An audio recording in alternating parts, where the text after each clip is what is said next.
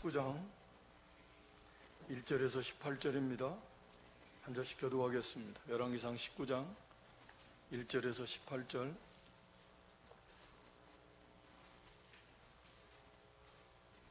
아합이 엘리야의 무릇 행한 일과 그가 어떻게 모든 선지자를 칼로 죽인 것을 이세벨에게 고하니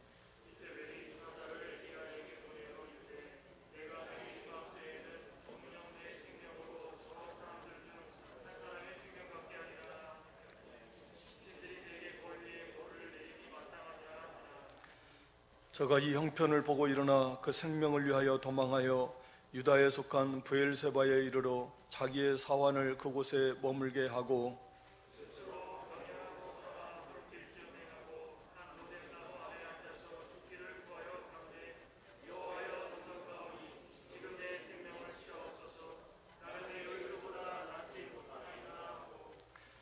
로뎀나무 아래 누워 자더니 천사가 어루만지며 이르되 일어나서 먹으라 하는지라.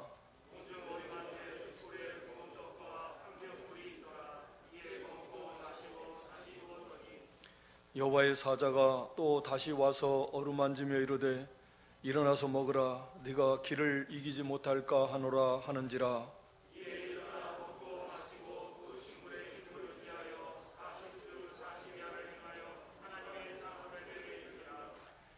엘리야가 그곳 굴에 들어가 거기서 유하더니 여호와의 말씀이 저에게 임하여 이르시되 엘리야야 네가 어찌하여 여기 있느냐.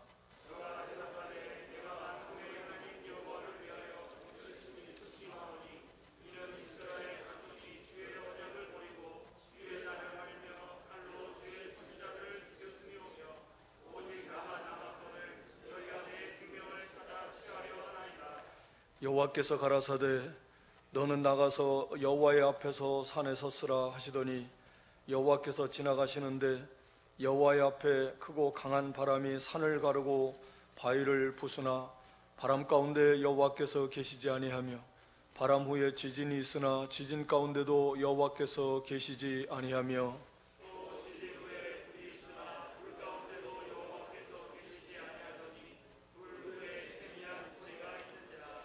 엘리야가 듣고 겉옷으로 얼굴을 가리우고 나가 굴 어귀에 섬에 소리가 있어 저에게 임하여 가라사대 엘리야야 네가 어찌하여 여기 있느냐.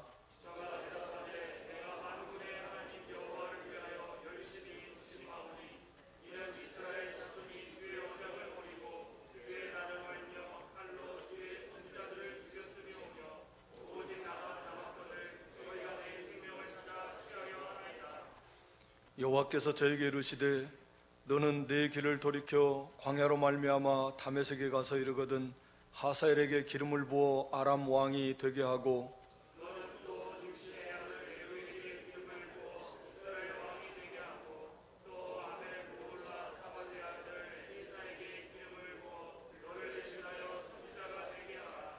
하사엘의 칼을 피하는 자를 예후가 죽일 것이요 예후의 칼을 피하는 자를 엘리사가 죽이리라.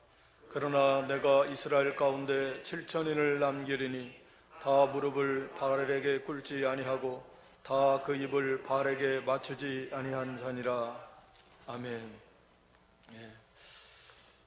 오늘 본문의 말씀 네가 어찌하여 여기 있느냐. 엘리야의 낙심, 실패와 좌절 가운데 주님께서 그런 엘리야를 다시 회복시켜 주시고 또 마지막 이제 사명을 맡겨주시는 이제 그런 내용으로 되어 있습니다. 우리가 많이 듣고 배운 그런 세미한 음성을 이렇게 깨우쳐 주시는 그런 내용입니다. 오늘 여기 본문의 말씀 보면 아합이 엘리야가 무슨 일을 행했는가, 그 바알 선지자, 아세라 선지자들을 어떻게 다 죽였는가 하는 일들을 이제 이세벨에게 다 고했다.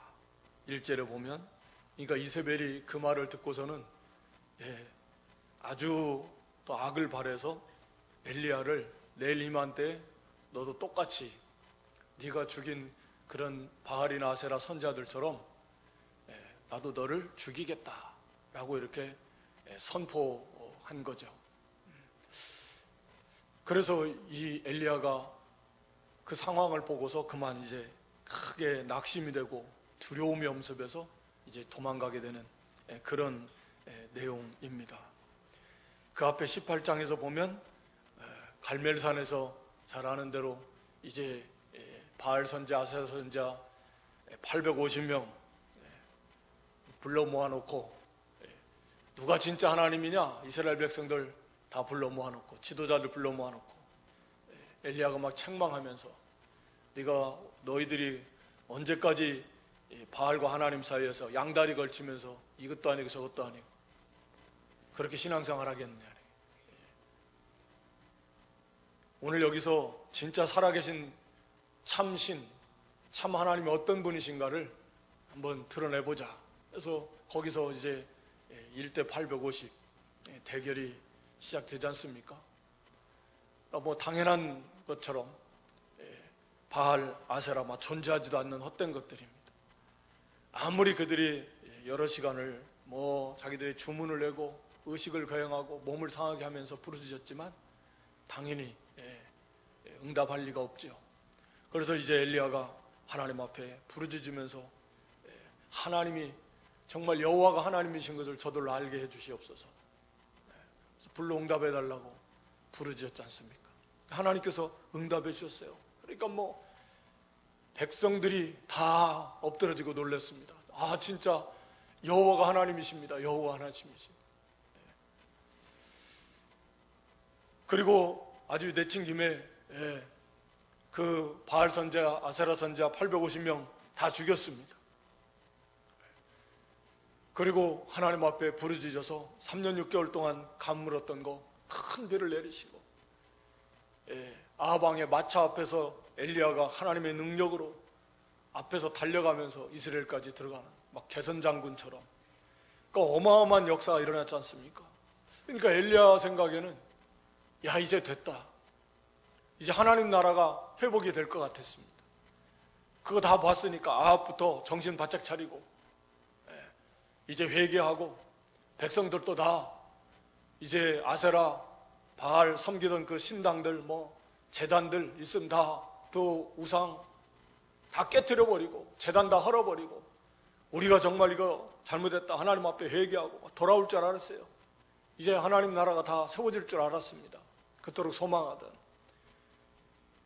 그랬는데 우리가 하는 대로 전혀 자기가 기대했던 바도 아니고 생각했던 바도 아니에요.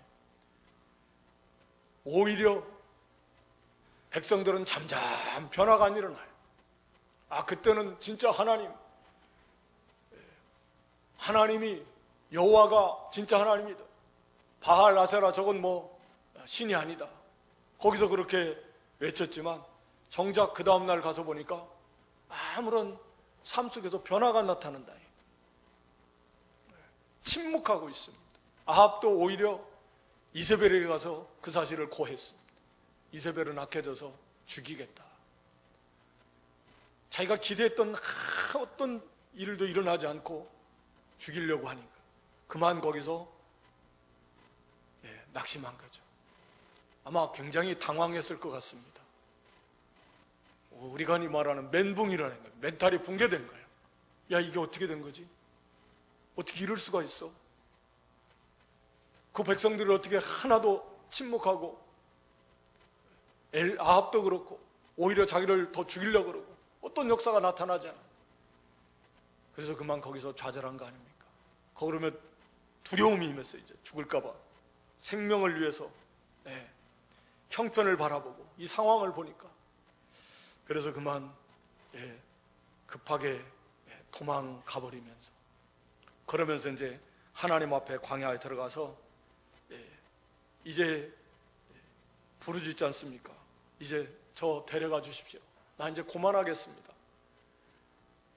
내가 이렇게 하나님 나라 세우려고 자기가 할 줄 알았는데 엘리야가 보니까 아무것도 안 해요. 할 수 없더라는 거예요. 내 열조보다 조금도 나는 낫지 못합니다.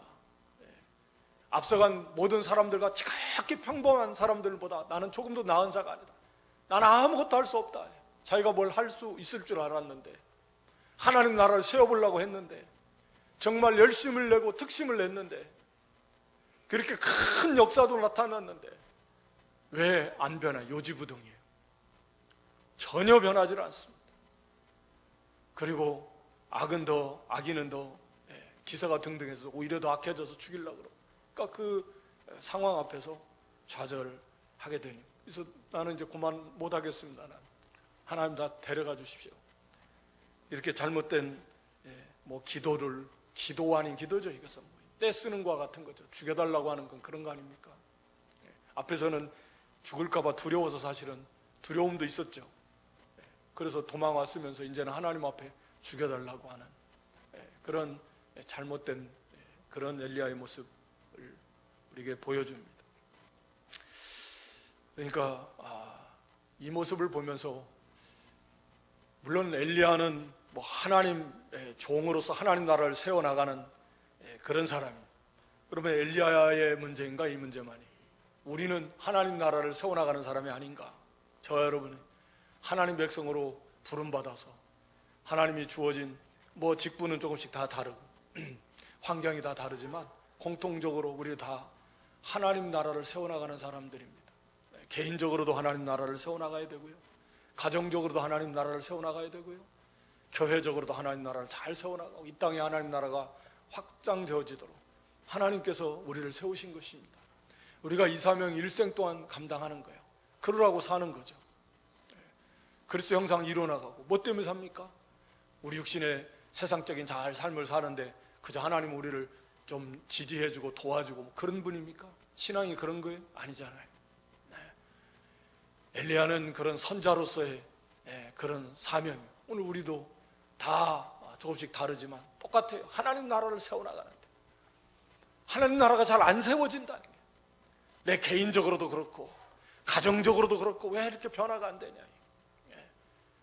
나름대로 엘리야가 열심히 특심이었는데 열심도 내고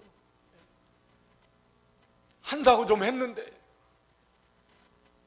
그만 이렇게 상황이 나아지지 않고 때로는 더 어려워지고 힘들고, 그래서 지치고 그만두고 싶고, 그냥 이제 내가 한다고 열심히도 했고 노력도 했고 봉사도 하고 기도도 하고, 그런데 형편이 나아지질 않는, 내 속에도 별로 나아지는 것 같지 않고 가정적으로도 별로 나아지는 것 같지 않고 환경적으로도 그런 일들, 어려운 일을 만나고, 교회적으로도 마찬가지.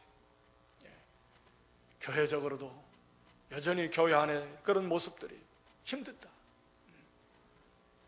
그러니까 그냥 힘 빠져가지고 그만 내려놓고 싶고 그만하고 싶고, 힘이 빠져서 이제 점점 하나님 일 가까이 하는 자리에서 멀어지고, 직분도 내려놓고 이제 일 안 하려고, 자꾸 안 하려고 그래. 힘들다. 이게 왜 이런 현상이 일어나네. 우리가 하나님의 나라가 잘 세워지면 얼마나 좋아요. 하나님 명상이 잘 이루어져 나간다면 얼마나 좋겠어요. 하면 할수록 더 좋은 거죠. 더 열심히 하려고 그러고 더 뜨겁게 하려고 그러고 더 감사가 넘치고 기쁨이 넘치고 평강이 넘치고, 완전하지는 않지만 사랑이 더 풍성해지고 만나면 더 좋고 보고 싶고 교제하는 것이 너무 아름답고 막 이렇게 자꾸 돼야 되는 거 아닙니까? 그냥 성경 이론입니까? 아니잖아요. 근데 왜 이렇게 될까? 물론 상황은 좀 엘리야와 다르지만 비슷하다는 거예요. 엘리야가 이렇게 낙심하고 하나님 앞에 쓰러져서 그래도 하나님 앞에 나아가서 아마 호렙산을 향해서 갔던 것 같습니다. 그러니까 남쪽 브엘세바까지 가서 이 시내산, 호렙산은 시내산을 말하는 거죠. 그래 가려고 했던 것 같아요. 그래서 하나님 앞에 나아가서 이렇게 때도 쓰면서 부르짖으면서, 이 속에는 왜 하나님 왜 이렇게 됩니까? 상황이 왜 이 모양입니까? 왜 안 도와줍니까? 다 죽었고요. 믿는 선지자들 다 핍박하고 죽이고 나 하나 남았다. 나 하나. 지금 엘리야는 그렇게 생각하는 거예요. 그런데 남아도 죽이려고 그래요. 그러면 하나님 나라는 누가 세워나가는 거예요? 이제 다 죽였는데, 다 믿음 있는 사람 다 잡아 죽이고, 그나마 있는 사람들은 다 이제 바알 아세라 섬기고, 믿음 바로 서지 못하고 자기 하나 남아서 애쓰고 뭐 이리 뛰고 저리 뛰고 했는데 남아서도 죽이려고 그래요. 이제 하나님 나라 어떻게 세워나갑니까? 그렇게 낙심하고 원문 뭐 하나님 왜 안 도와줍니까 하는 그런 뉘앙스죠. 그래서 죽여달라고 하는 거죠. 그때 하나님께서 위로해 주십니다. 거기 천사를 보내서, 사자를 보내서, 아마도 성육신전의 그리스도라고 우리가 이해할 수 있는데, 하나님께서 어루만져 주시면서 떡과 물을 주심, 먹고 또 자요. 다시 또 와서 어루만지면서 깨워서 떡과 물을 또 주시면서, 내가 길을 이기지 못할까 한다. 하나님이 위로해 주시고 힘을 주시고 양식을 주시는 거죠. 뭐 이건 문자적으로 떡과 물이지만 그걸 가지고 40일을 갔습니다. 이거 2번 하나님 주신 거 먹고 40일을 갔다는 거죠. 그러니까 하나님의 여기 그 식물을 의지해서 8절에 보면 일어나 먹고 마시고 그 식물의 힘을 의지해요. 이건 단순히 떡과 물일 뿐만 아니라 하나님 주시는 특별한 은혜를 상징하는 거잖아요. 하나님이 주시는 그 은혜, 그 양식, 그 생명의 양식을 먹고 그 힘을 얻어야만 우리가 갈 수 있다. 하나님 나라를 세우는 이 길, 네가 이 길을 이기지 못한다. 다른 것으로는, 다른 힘으로는 갈 수 없다. 하나님이 공급해 주시는, 하나님이 주시는 그 은혜와 능력, 그 위로와 힘을 우리 얻지 못하고는 갈 수 없다라고 하는 것을 우리가 보여주고 있는 거죠. 그러면서 40일 동안을 걸려서 아마 가면서 뭐 기도도 하면서 한 350km에서 400km 정도 떨어졌다는데, 브엘섭에서 시내산까지 걸어서 40일을 갔으니까 갔습니다. 그때 이제 하나님께서 물어보시는 거죠. 8절에, 아니 9절에, 엘리야야 네가 어찌하여 여기 있느냐.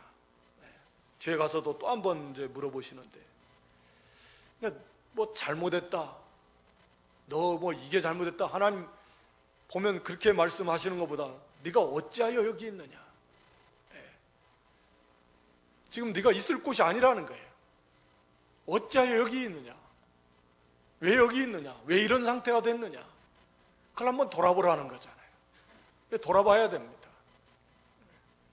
내가 왜 신앙생활을 한다고 하는데 왜 이렇게 내 안에 기쁨이 없고 만족이 없고 감사가 없고, 우리 자신을 보면 알잖아요. 또 우리의 가정과 또 우리 교회 전체적으로 마찬가지. 왜 하나님의 나라의 모습이 이렇게 잘 안 이루어질까? 그러니까 점점 신앙이 점점 이렇게 형식화되고 그냥 의식화되고, 뭔가 좀 맛이 있어야 되는데 생명 역사가 좀 변화되어지고 내 안에 그런 것이 있어야 되고, 그래서 가정에도 좀 그런 하나님의 나라 아름다운 모습들이 좀 변화가 나타나고 그러면 좋겠는데 왜 어찌해서, 또 교회도 마찬가지죠. 왜 교회가 교회답지 못할까? 왜 교회가 교회답지 못할까? 완전하진 않아도 교회가 하나님의 나라인데 왜 이렇게 교회답지 못할까? 사랑이 부족할까? 우리가 왜 그럴까? 뭐 답은 다 알고 있는 거지만 생각해 보라는 거죠. 네가 어찌하여 여기 있느냐? 왜 이런 자리에서, 또 이렇게 낙심한 자리에서, 왜 이런 형편에 이런 자리에 있느냐? 어떻게 다 여기까지 왔냐? 네가 지금 이게 바로 된 것이 아니다 라고 우리 하나님께서는 지금 생각해 보라는 거예요. 엘리야도 그런 거예요. 자기 생각대로 안 되니까, 자기가 기대했던 것대로 안 되니까. 그러니까 대부분의 문제가 신앙생활도 그렇고, 뭐 우리의 신앙생활이라는 게 우리 삶인데, 자기 생각대로 안 되니까, 기대를 가지고서 막 했는데 안 되니까 그만 이렇게 엘리야처럼 낙심할 때가 많습니다. 그러니까 자기 생각을 버려야 돼요. 하나님의 뜻이 뭔가를 먼저 알아야 되는데 그러지 못했다는 거죠. 자기는 이렇게 하면 다 될 줄 알았어요. 우리도 항상 그런 게 있어요. 자기 생각이라는 게 있습니다. 자기도 모르는 사이에 이미 딱 그게 굳어져 있는 게 있어요. 인간관계도 그렇고요, 신앙생활도 그렇고요. 자기가 딱 정해놓은 거 있어요. 자기도 모르게. 그래서 내가 이렇게 하면 당연히 상대방이 저렇게 해줘야 돼 라는 것이 굳어져 있어요. 근데 그게 안 되면 이제 문제가 생깁니다. 당연히 내가 먼저 웃으면서 아는 체 했으면 저쪽에서도 당연히 웃으면서 아는 체 해줘야지. 이게 이제 당연한 거예요. 내가 한번 이렇게 해줬으면 상대방도 당연히 저렇게 해줘야지. 이런 것이 딱 굳어져 있어요. 근데 거기에는 많은 요소들이 있거든요. 상대방이 못 봤을 수도 있고, 또 싼 생각 아니라고 못 들었을 수도 있고, 또 생각이 다를 수도 있고, 다 여러 가지 요소들이 다 있거든요. 그런데 보통은 다 자기만의 생각이 딱 있어. 자기도 모르게. 그래가지고 그게 안 될 때는 이제 거기서부터 고통을 당합니다. 내가 괜히 이제 나를 무시해. 내가 이제 안 해야 되겠다. 기도도 자기 나름대로 이 정도 하면 하나님 들어주셔야 돼. 또 내가 이렇게 봉사했는데 하나님께서 좀 잘 되게 해주시겠지. 이렇게 봉사하고 했으니까 하나님도 그런 자기만의 기대치가 있고 자기만의 생각이 있지요. 그런데 그게 안 되거든요. 그러면 거기서부터 이제 문제가 생기기 시작합니다. 우리가 흔히 겪는 것들이에요. 세례 요한도 그랬습니다. 메시아라면 내가 감옥에 갇힌 거, 내가 헤롯 저거 불의한 거 잘못한 거 창마에 가로 갇혔으니까 당연히 나를 거기서 건져내줄 줄 알았어요. 그건 자기 생각이에요. 그런데 그러고 확신했는데 근데 안 꺼내줘요. 감옥에서. 그러니까 저분이 진짜 메시아 맞나? 메시아라고 분명히 증거했음에도 불구하고 자기 생각대로 안 되니까 그러면 저분이 혹시 메시아 아닌가? 이런 생각이 드는 거예요. 엘리야도 마찬가지입니다. 이렇게 했으면 반드시 이런 역사가 일어나고 회개하고 이 하나님 나라가 될 줄 알았는데 안 된다는 거죠. 그러니까 항상 우리가 하나님의 뜻, 하나님의 방법, 하나님의 계획, 이게 뭐냐는 거예요. 항상 그것이 중요합니다. 그게 제일 먼저예요. 그것을 항상 뒤로 하고 자기 생각이 먼저 앞서고 자기 방법이 먼저 앞서는 거예요. 엘리야도 거기서 넘어진 거 아닙니까? 그래서 하나님께서 여기서 보여주시는 거죠. 거기 바람, 지진, 그리고 불, 어마어마한 바람이 얼마나 세면 산을 가르고 바위를 부술까요? 하나님 앞에서 지나가는데, 그런데 하나님이 거기에 계시지 않았다. 하나님은 그런 것 가지고 역사하시지 않는다. 하나님 나라를 세워나가시는 것이 아니다 라고 하는 것을 보여주는 거죠.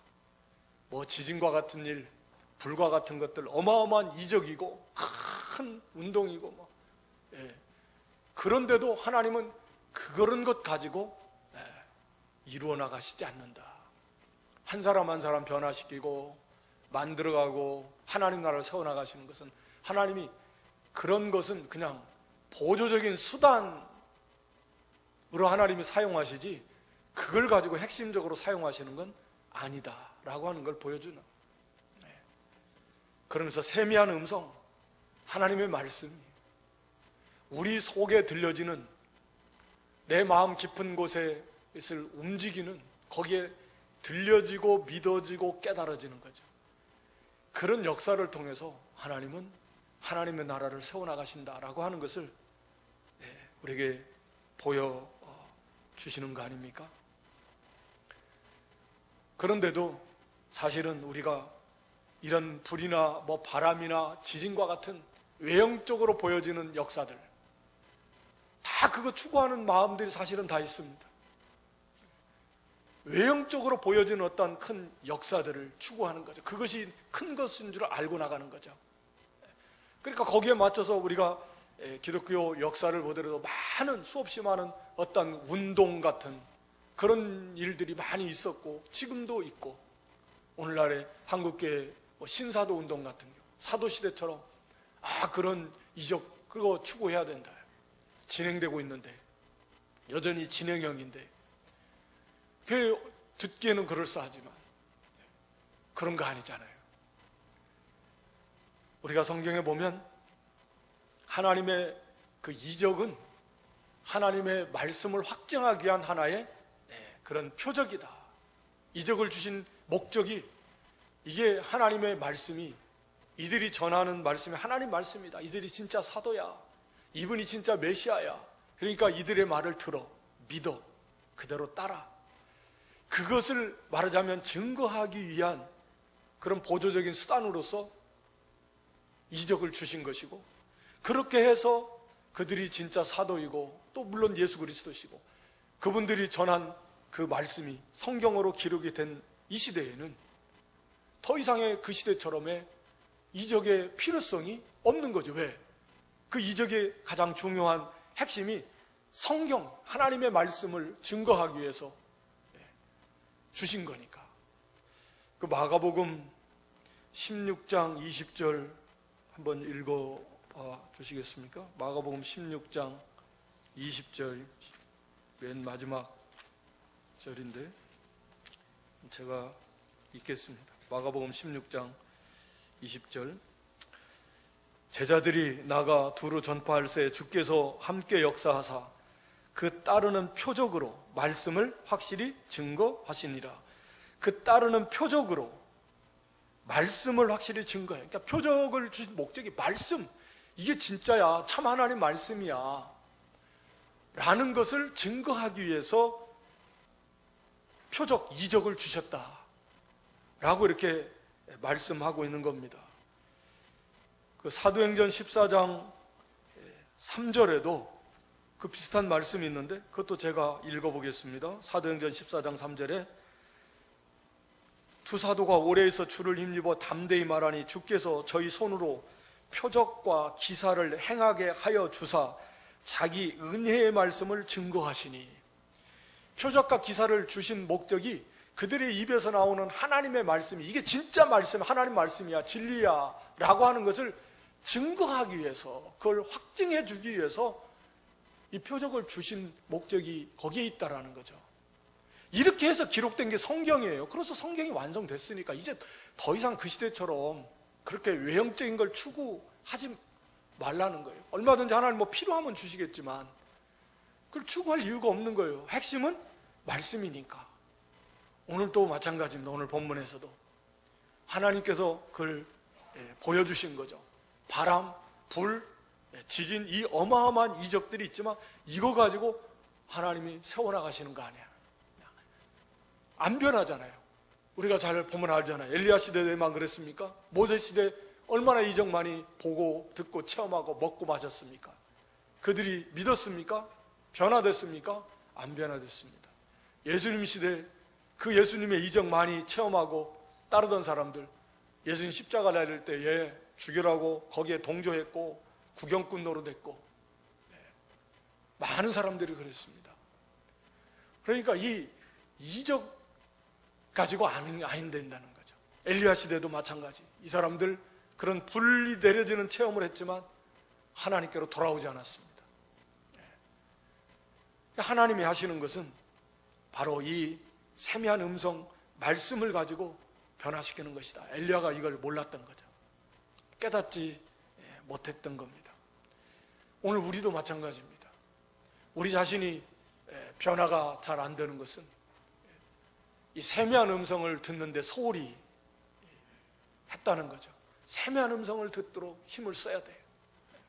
어떤 외형적인 거, 외부적으로 드러나는 것들, 이런 것에 너무 주목하지 마시고 세미한 음성을 들어야만이 사람이 변화가 나타나고 그게 생명의 역사가 그 속에 있다라고 하는 것입니다. 그래서 세미한 음성, 왜 세미한 음성이라고 했을까? 제가 생각할 때는 이게 마음이 고요해져야 들리지 않습니까? 세미하다는 말 그대로 가느다란 조그만한 소리인데, 물론 하나님께서 사도 요한에게 막 나팔 소리 같이 크게 하나님의 음성이 들릴 때도 있지만 이 세미한 소리다라는 거. 우리의 마음이 다른 것으로 채워져 있으면 이 소리가 들려지잖아요. 하는 말씀이 안 들려져요. 이건 당연한 겁니다. 여러분 생각이 지금 이 자리에 앉아 있어도 생각이 딴 데가 있어요? 다른 것으로 막 채워져 있어요? 말씀 귀 안 들어오죠. 사람 말도 그러잖아요. 딴 생각하고 있어봐. 옆에서 아무리 말해도 무슨 말인지 안 들어요. 하나님의 말씀에 집중해라는 거예요. 내 마음에 헛된 것들이 있는 것들 다 내려놔야 됩니다. 말씀에 집중해야 돼요. 말씀을 사모해야 돼요. 이게 예배가 중요한데요, 이 예배 가운데서 세미한 음성을 들어야 돼요. 말씀이 우리 세미한 음성이 돼야 되는데, 그러려면 세미한 음성을 들을 수 있도록 내 마음에 다른 것으로 지금 가득 채워져 있습니까? 그거 다 버리셔야 됩니다. 그러니까 좀 일찍 나오세요. 기도 많이 하시고 회개 많이 하시고 마음이 좀 깨끗해지고, 그래서 하나님의 말씀을 사모하는 가운데 말씀을 듣고 싶어하는 간절함으로 그 말씀에 집중하고, 그래 될 때 하나님 말씀이 들려지지 않겠습니까? 마음이 좀 온유해지고, 그럴 때 하나님의 말씀이 사모하는 영혼을 만족해요. 사모해야죠. 간절함이 있어야죠. 집중해야죠. 마음이 온유해지고 깨끗해진 상태에서, 그래서 좀 회개하고 준비되어진 그런 상태에서 예배를 드리고 하나님의 말씀을 들으면 그 말씀이 당연히 내 마음속 깊이 세미한 음성으로 들려지고, 그것이 믿어지고 깨달아지고, 그랬을 때 변화가 일어나지 않겠습니까? 지난 주일 오후에 말씀드렸듯이 이건 깨달아져야 된다. 신약의 개념으로 보면 그 말씀과 이 맥을 같이 한다라고 이렇게 생각합니다. 깨달을 때에 열매를 맺어서 자라나는 것이다 라고 이렇게 성경은 말하고 있습니다. 씨 뿌리는 비유에서 마태 13장에 보면 말씀을 듣고 깨닫는 자니, 말씀을 듣고 깨달을 때에 그때에 열매를 맺습니다. 그러나 깨닫지 못하면 열매를 맺지 못해요. 그러니까 결국은 깨닫지 못한다면 변화가 안 일어난다라고 하는 거죠. 그러니까 여기서 세미한 음성은 결국은 말씀이 내 깊이 내 마음을 움직이는 음성이고, 그것이 성령의 은혜 속에서 그 말씀 속에 내가 깨달아져서 변화가 돼서, 아 그렇구나, 내 생각과 내 마음, 내 지성과 의지, 모든 감정의 영역이 그 말씀과 일치가 되어서, 그래 내가 이제는 이렇게 하나님만 섬겨야지, 내 말씀대로 순종해야지, 그런 각오와 결단하게 되고 삶 속에서 변화가 나타나게 되는 거죠. 그게 열매죠.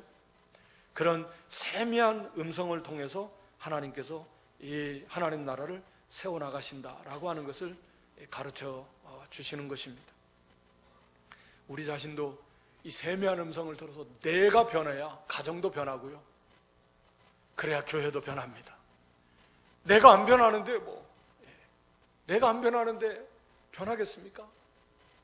내가 변해야 돼요. 내가 변해야 가정이 변하고, 내가 그리스도 형상을 이루어 나갈 때 빛을 비춰나가고 가정도 변하고 교회도 변화가 이루어 나가는 겁니다. 다른 사람이 많이 변해도 내가 안 변하면 안 되는 거예요. 그러니까 각자가 다 내가 변해야 돼요. 그래야 거기에 정말 하나님의 나라가 아름답게 세워져 나가는 것이고 생명의 역사 있게 되는 거고 살만 나는 거죠. 교회도 오고 싶고 서로 만나고 싶고 교제하고 싶고 가정이 너무 행복하고 하나님 나라에 내 안에 너무 기쁘고 하나님으로 즐겁고 감사하고 낙심하고 좌절하고 염려 근심 걱정하고 내려놓고 싶고 그만두고 싶고 이렇게 되지 않는다는 겁니다. 점점 더 활력이 있고 점점 더 감사하고 힘이 나고 생명 역사가 있으니까 더 충성하고 싶고 생명까지라도 바치고 싶고 이렇게 아름다운 역사가 계속 더 점점 커나가는 거 아니겠습니까? 이게 세미한 소리를 듣는데, 그래서 1차적으로 우리가 이 예배, 우리가 흔히 말하는 예배에 목숨을 걸자, 그만큼 가치가 있고 중요하죠. 세미한 소리를 듣지 못하면, 내가 생명의 꼴을 먹지 못하면, 변화되지고 만들어지지 못한다면 우리의 삶이 너무나 형식화되고 신앙이 형식화되면 삶이 너무 힘들어요. 신앙생활하는 게 너무 힘들어 무거워요. 그렇게 되지 않으려면 세미한 음성을 듣도록 우리가 힘을 써야 됩니다. 하나님의 은혜를 구해야 됩니다. 그리고 또 한 가지는 하나님께서 하나님 앞에 섰으라. 11절에 보면 여호와 앞에서 산에 섰으라. 하나님 앞에 서라. 하나님 앞에 서라고 하는 것은요, 하나님과 나와의 관계를 정립하라는 거예요. 물론 하나님 앞에 설 때는 심판, 하나님의 판단을 받기 위해서 설 때도 있지만, 여기서는 자, 하나님과 엘리야의 관계, 나와 너와의 관계가 어떤 관계지? 하나님과 종의 관계예요. 모세에게도 네가 섰는 자리 거룩한 자리인데 신을 벗어라. 자, 하나님과 우리와의 관계를 항상 바로 알아야 됩니다. 너무 놀라운 차이가 있는데요, 우리는 그런 차이를 너무 망각해요. 하나님의 그 위대하심을 우리는 잘 잊어먹습니다. 내 삶의 주인이요, 내가 내 인생의 주인입니까? 하나님이 내 인생의 주인입니다. 내 삶의 주인입니다. 실제적으로 여러분 생각해 볼까요? 여러분의 마음을 여러분 마음대로 할 수 있을 것 같아요? 못합니다. 이래서는 안 되는데 내 마음을 내 마음대로 못해요. 여러분 태어나는 거 여러분 의지를 가지고 태어났습니까? 여러분 세상 언제 떠날 줄 알아요? 여러분 인생을 여러분 마음대로 살 수 있을 것 같아요? 여러분의 몸을 완전히 컨트롤할 수 있습니까? 여러분 몸속에 무슨 일이 일어나는지 알고 있어요? 도대체 내 인생이 내가 주인이라고 하는 그런 증거가 어디가 있습니까? 내 마음도 내 뜻대로 안 되고 내 몸도 내 마음대로 안 돼요. 내 인생 안 됩니다. 내가 그러면서 무슨 주인이에요? 아무것도 할 수 있는 게 없어요. 단순한 것. 안 됩니다. 건강하고 싶어진다고 건강하나요? 하나님이에요. 주인은 하나님이십니다.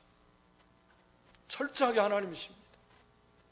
근데 뭐 하나님 앞에서 큰 소리치고 자기가 주인인 양 종의 자리에서 벗어나가지고 그렇게 생활하려고 합니까? 어리석죠. 엘리야가 그 벗어난 겁니다. 종의 자리에서 벗어났어요. 다시금 종의 자리에서 서라는 거예요. 그리고 이제는 가서 또 물어봅니다만 엘리야에게 아직도 엘리야가 깨닫지 못해요. 자기 말밖에 없다는 거예요. 나 하나 남았는데 나마저 죽이려고 그런다. 하나님, 그럼 하나님 나라 누가 세워나갑니까? 이런 의미도 이 속에 포함되어 있는데, 그래서 하나님께서 거기 15절에 보면 너는 내 길을 돌이켜, 내 길을 돌이켜. 이제는 물론 물리적으로 돌이켜 가라는 말이 있지만 이제까지의 너의 지금 네 현재의 자리, 그 자리에서 돌이켜야 됩니다. 삶의 방향을 돌이켜야 돼요. 신앙생활의 방향을 돌이켜야 돼요. 또는 목회 그 사역의 방향을 너는 돌이켜야 된다. 철저하게 종의 자리에 서지 않으면 안 됩니다. 여러분의 삶의 방향이 돌이켜야 돼요. 내가 주인 노릇하던 거 이제 안 됩니다. 철저하게 종의 자리에 서야 됩니다. 우리 신앙생활도 마찬가지고 우리의 삶이나 신앙생활이 뗄 수 없는 거니까, 같이 가는 거니까. 사역도 마찬가지고 다 마찬가지입니다. 이제는 내 길을 돌이켜야 돼요. 심부름하는 종의 자리에 서야 됩니다.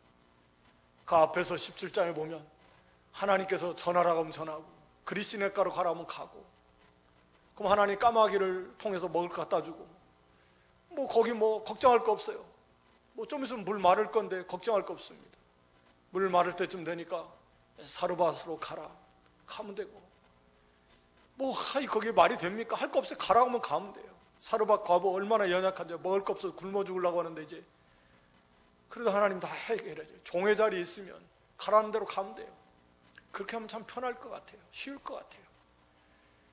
수고하고 무거운 짐을 주님께 다 맡겨놓고 주님이 메어주는 멍에만 매면 참 쉽잖아요.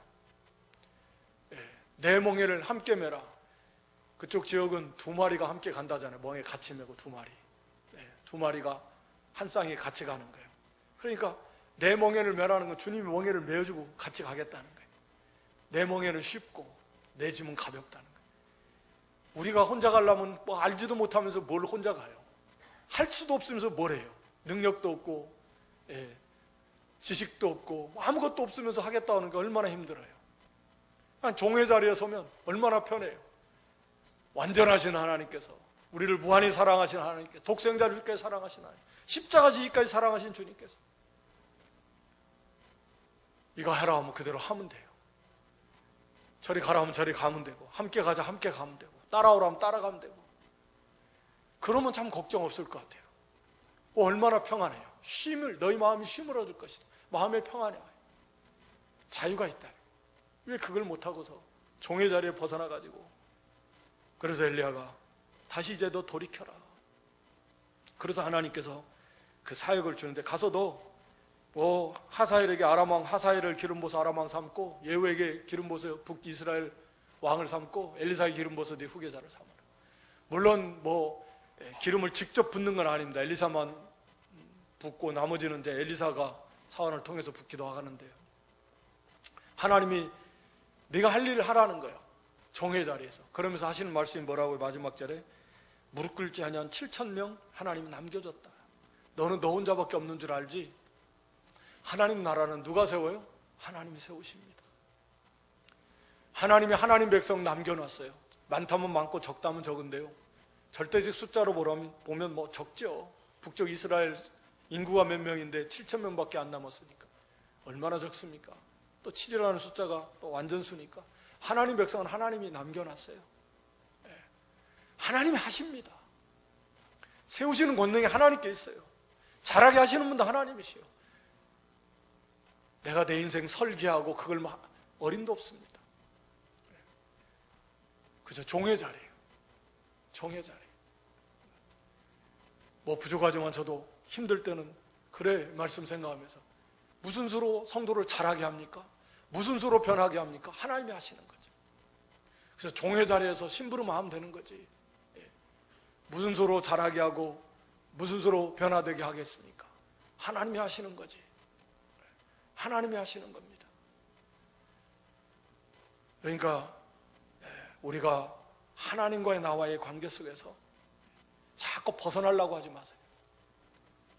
늘 정립하면서, 또 오늘 말씀처럼 힘들 때는 네가 왜 어찌하여 여기 있느냐,